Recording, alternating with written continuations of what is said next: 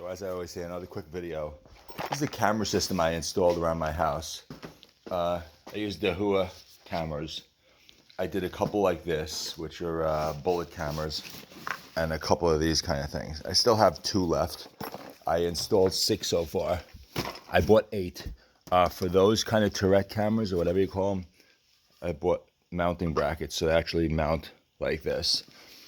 It's a wired IP system, so you can actually run the cameras directly into your router if you have power over Ethernet. So back in the day, you would have a whole bunch of cords and the transformers and the box and the whole big thing.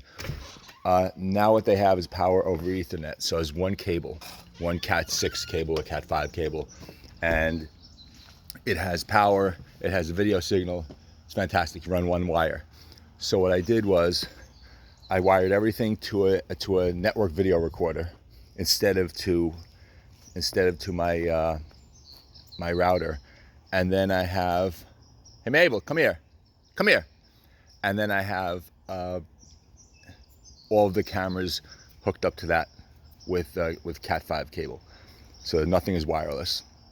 The beauty of doing it that way is everything goes through the NVR, so nobody could hack into my house, since the cameras are on a different, you wouldn't call it frequency, but my network's 192.168. The cameras are on a 10.x.x network, so they're all on a different network than the house. So you'd have to hack into the NVR in order to get to the cameras. Anyway, so I wired them in. I installed one up here. Covers the whole backyard. I installed one up there, covers my side yard.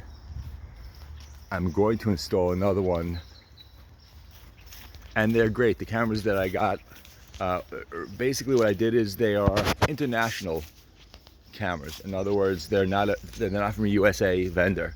However, they're legit. They're legit cameras. Like, they don't have hacked software. So some of these things you can't update. These are directly from the company. There's a guy who is in China, and he actually sends these over to a lot of people who are interested. So I'm going to put another camera up there facing the back. I have that bullet camera, which is fantastic, by the way. These are all what you call starlight cameras. What that means is they're really awesome in low light. So that one faces front of my property, or my yard, whatever you want. I hate when people call it their property.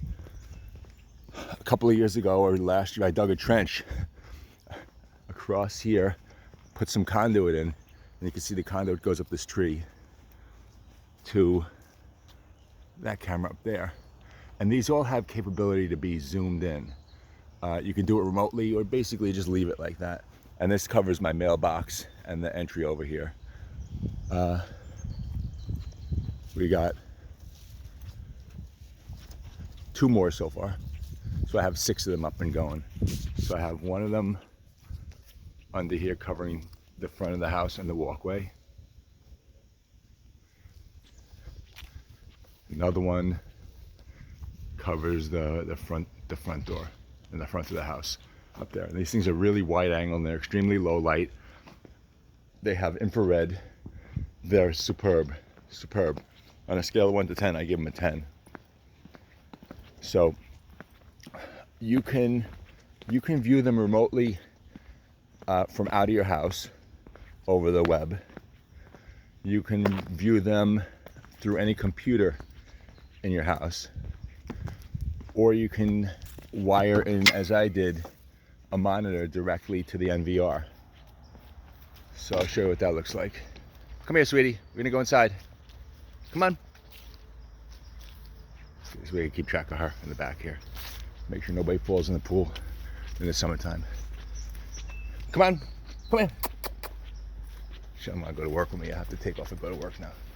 So these things are all wired into the house, and you can hide the NVR. You know, these things can go up to the cloud. They can send the video feed up to the cloud. You can do a zillion things. I'll put this down for a second. With a network recorder, you can really do a zillion things. It's got a 5 terabyte hard drive. It doesn't come with a hard drive, so I put in a Western Digital Red, which is made for 24/7 recording, and it's fantastic. I get about, I would say, 10 or 12 days of 24/7 recording. So I set up over here in my kitchen, little handheld thing, and this is just a little monitor that views, in real time what's going on out there. So obviously you can switch it to how many ever you want to view.